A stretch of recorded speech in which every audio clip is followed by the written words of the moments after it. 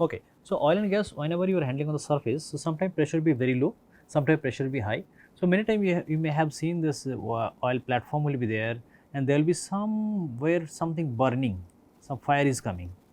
Okay. So, this is called flaring. If oil and gas is industry is having certain low amount of gas, so many times they will be burning that one. And these days the environmental agency is saying don't flare or no, don't burn, it will create harmful gas. So, that will not be good for your environment if you do not burn, if you just allow in the atmosphere to release. So, that is also harmful. So, they ask to compress it and reuse it. Okay. So, this instead of flaring, you compress it. Okay. And you compress and reuse. Many cases liquid pressure also will be lower. So, in that case you use pump. So, pump and compressor will be integral part of your surface production operation. So, pump actually when you are delivering liquid. Okay. Compressor when normally it will be gas. So, liquid gaseous form to liquid form you can create, or you are reducing volume. So, in that case also, in this case also you can use compressors. So, pumps or compressor basically there will be two types normally used for your surface production operations. One will be centrifugal type, another will be positive displacement type. Displacement. Okay. So, centrifugal type means it will have impeller rotating at high speed, at a high speed. So, speed can be like 1500, 3000 rpm. And positive displacement pump or reciprocating pump.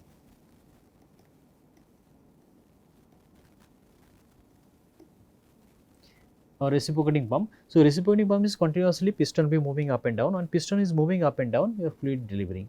So, what is the difference? Why people should be using centrifugal or positive displacement? Issue is that centrifugal pump will have maximum pressure or compression capability limited. Okay. So, centrifugal is high flow rate,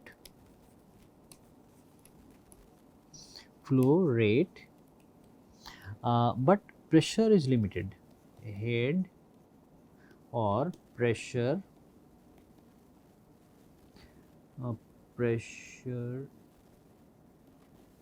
development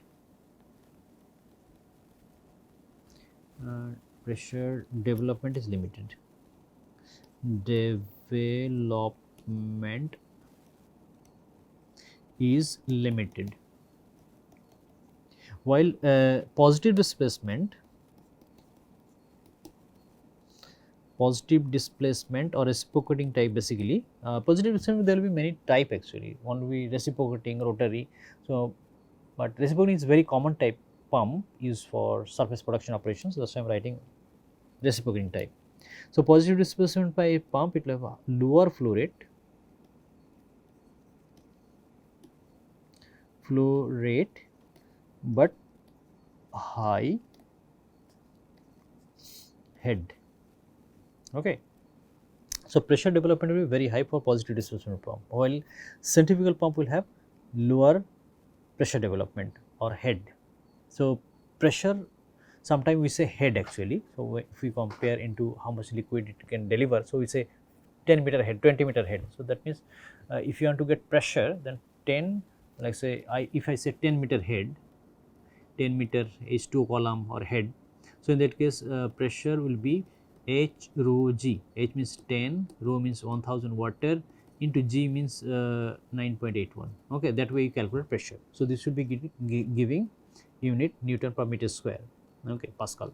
But if you get the data in field unit, then unit will not be Newton per meter square. You have to convert. You have to remember the conversion factors. Okay, so you should remember from which unit you are converting to which unit. If you forget to convert properly the units during calculation or during operations, then there will be serious error. And compressors or pumps basically both are same, they are giving energy to fluid. Okay. If you see turbine in the other case, so turbine means it is taking wind turbine, you can take example. Wind turbine will be taking energy from air and it will convert electricity. But pumps and compressor, what will they do? They will take electrical energy and they will give energy to the fluid. Okay. So you are increasing fluid energy. So fluid energy increasing means it will get more pressure, more temperature, and volume. If you are reducing, then temperature and pressure will be increasing. Okay. So you should remember the difference between pump and compressor. Pump, normally the term we use for liquid, compressor we use for gas. But many times for compressor case also we say pump, cycle pumper we say. Cycle pumper, like roadside cycle shops will be there. You can remember, right, this sort of thing, and it will go to a cycle wheel, right. So that's we call pumper. So we are pumping air actually. But in general, the liquid handling system we use pump, and air handling or gas handling system we say compressor. Okay. But in many cases they use pump term, or the term pump also. Okay. Our heart is the very good example of pump. This is also reciprocating type system. So it is having very low flow rate capability but very high pressure capability. Piping, tubing, friction, sand settlement. So whenever you have well bore, you have one tubing. Tubing means it is also metal pipe, like casing. I told casing will have cemented. It is not moving. Okay, it is cemented. Sorry,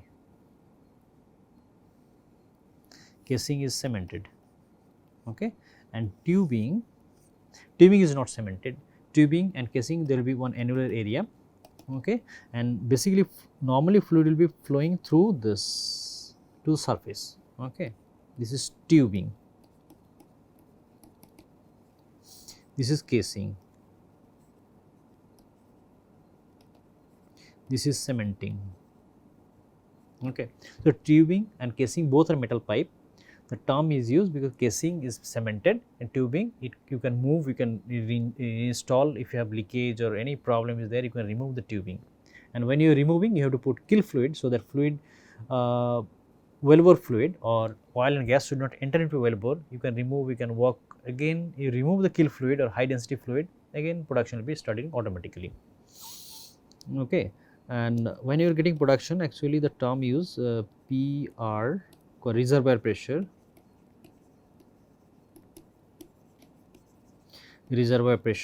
and here tubing pressure is called flowing pressure.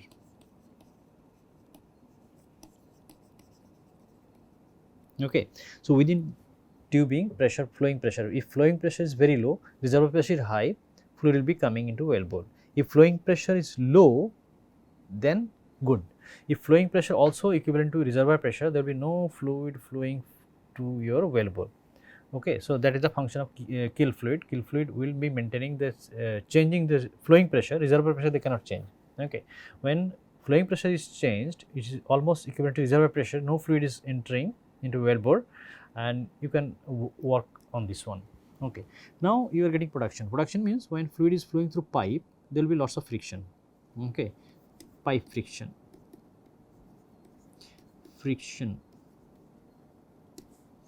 How to calculate, what is the pipe friction? Pipe friction means when fluid is flowing through the pipe, there will be pressure drop. So normally let us say pressure P1, this is pressure P2. If there is no friction, so energy loss will be minimal. But if there is fluid friction, when fluid is flowing, it will get resistance from the pipe wall. Pipe walls will say, hey, don't go, but fluid is trying to go. So if smooth pipe is there, so pipe friction will be lower. If very rough pipe is there, let us say rough pipe means like lots of unevenness is there in pipe. So that means fluid can flow, but it will get more resistance. So pressure drop will be more. Okay, pressure loss will be more. So pipe friction formula is this: pressure drop equals FLV square by 2GD. F is friction factor,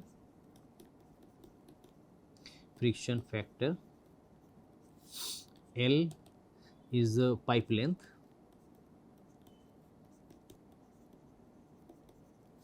V fluid velocity, and G acceleration due to gravity, acceleration due to gravity, and D diameter. Okay. So, if how to get a friction factor? Friction factor you can get from Moody's chart. So, there pipe roughness, how much pipe rough, and what is the fluid velocity. This Reynolds number term also will come actually. Reynolds number equals to rho V D by mu. Okay. So, if we know Reynolds number, so for pipe flow we know Reynolds number if below 2000 RE, this is laminar. If more than 4000, then it will be turbulent. Okay. If it is between 2000 to 4000, it will be intermediate or Reynolds number. Now, if you go to Moody's diagram, Moody's diagram, there is another term is called fanning friction factor.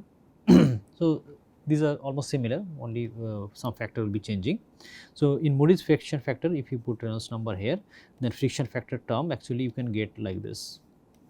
Okay, for different Reynolds number you can get different friction factor values, and there are some correlations also available where you can get friction factor. And whenever you are using for field unit, so you have to check whether if there any conversion factor is there. If you are using SI unit, then it will very much straightforward. So, conversion factor will be not required. So, normally friction factor value will be 0.003, 0.002, that in that level. Okay. So, it may be horizontal pipe or vertical pipe, does not matter. Pipe, when fluid is flowing through pipe, it will be getting resistance from the pipe, and that will be giving pressure drop. If pipe is very much narrow, pressure drop will be very high. So, if you from this formula you can see this, if friction factor is high, your pressure drop will be very high. So, you have to reduce friction factor, that means your roughness should be lower. Length, pipe length is very high, pipe friction will be low. Velocity, fluid velocity very high. Let us say narrow pipe is you are taking and very high flow rate is there. So, flow rate and narrow pipe, so in that case also you will get more velocity, so that will give more friction. And G value we are not changing anyway. D, piping diameter also important. If D is changing, your fluid friction also will be changing. And sand settlement. Sand settlement like small sand particle, as a fluid is flowing up. Okay, small particle is there. This is sand. Okay, fluid velocity very high, sand will be moving at very high rate. But if fluid velocity low, then sand will be trying to slide. So, it is called terminal velocity. Okay.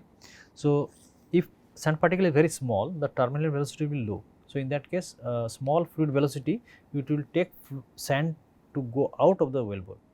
But if particle is bigger, the sand will not move actually, fluid will try to push it up, but sand because of heavier, it will be trying to settle down. Okay, so, terminal velocity will be very high. So, in that case, fluid velocity must be very high, so that sand will go. If we are not moving sand with fluid, the sand will be getting deposited at the bottom, so that will be blocking at a certain time. So, one way is that you create small particle, or you get very high velocity, so that sand can be moved away from wellbore. So, that will be beneficial for you. Whenever you are talking about the fluid property, so fluid property, you have to remember the terms like live oil. Live oil means whatever oil you are getting in the wellbore, from the wellbore, you are taking that oil in same pressure and temperature. So, and you are not allowing any volatile component to go out. Okay. So, all volatile, all component are there, and you are maintaining the same temperature, pressure, that is called live oil. And one equal dead oil. So, dead means no volatile component is there, and you are maintaining surface temperature pressure. Surface temperature pressure 14.7 psi.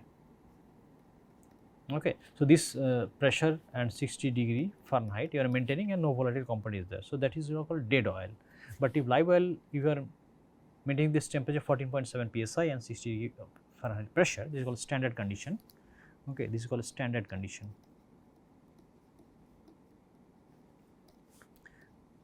Condition or stock tank condition. Stock tank condition also means surface condition where no volatile component is there, because big tank will be there, you are storing crude oil. So, you already remove all the volatile component, so that it will be safe. If you have lots of volatile component and it is open to atmosphere, then volatile component will be polluting environment.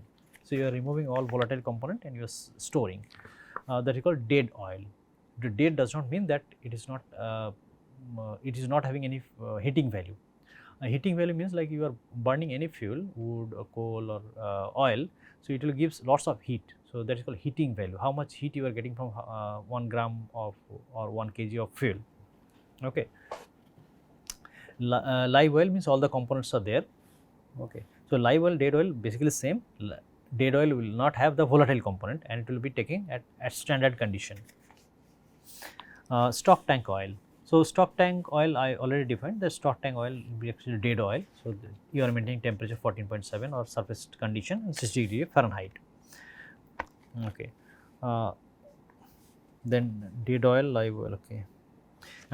Some other term will be there, SCF, standard cubic feet. Standard cubic feet means same condition you are creating, like 14.7 psi, 16 degree Fahrenheit pressure, and so whenever you are saying standard SCF, so you are maintaining actually the standard condition, that is 14.7 psi, 60 degree Fahrenheit. Oil compressibility definition also should know how much compression happens, like gas compressibility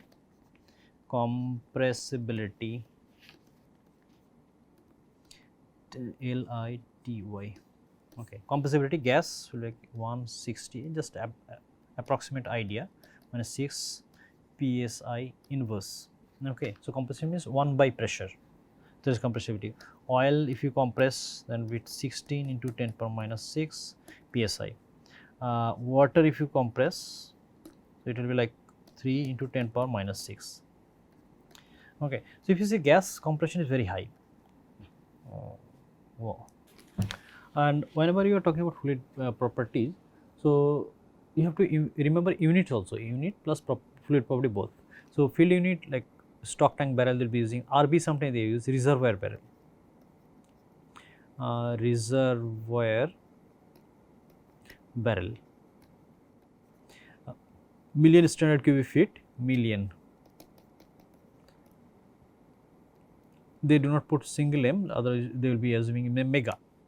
Dead oil, live oil I already defined, SCF already defined. Stock tank condition is 14.7 psi and 60 degree Fahrenheit. So, you should remember this term. Length, normally we specify in feet or inch, not meter or other unit. Volume gallon, barrel, cubic feet, area feet square, pressure psi. Okay, viscosity Cp, temperature degree Fahrenheit, degree Rankine, not centigrade. Mass normally it will be pound. So, remember conversion unit also. So, you find any source and you just try to remember how they are converting and what are the different field units. Many other units also will be there. The barrel not written I think here. So, barrel also should be included. Barrel. So, they specify as a BBL or blue barrel. So, blue barrel terms also very unique. Previous days the barrel were used to store alcohol and other chemical industry storing, and oil industry they were trying to find some barrels for measurement. So, they use their barrel, chemical industry barrel, and they say okay 1 barrel, 2 barrel, 3 barrel. So, the color of the barrel were blue color. So, that is why they are saying blue barrel. And whenever they are specifying unit, so sometimes there will be like BBL small l or BBL or sometime barrel per day, sometime they will write BBL per day or per DAY or BOPD barrel of oil per day or BWPD or BPD, all actually same, barrel of oil per day, barrel of water per day, BPD barrel per day. Okay, so there I think there is no standard thing. So, many authors will be writing small BPD, many will be writing capital BPD, many BOPD capital. So, many ways they are writing. Okay, so all are valid.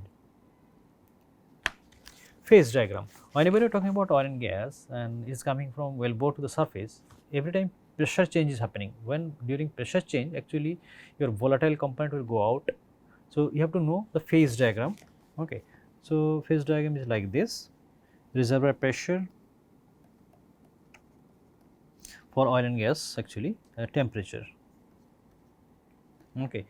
Curve will be like this, and there will be one point. This is called uh, critical point. Critical point. This is called dew point temperature, bubble point. This is bubble point, BUBBLE, bubble point line. This is dew point line. Okay. So initially you get certain oil and gas at this point A.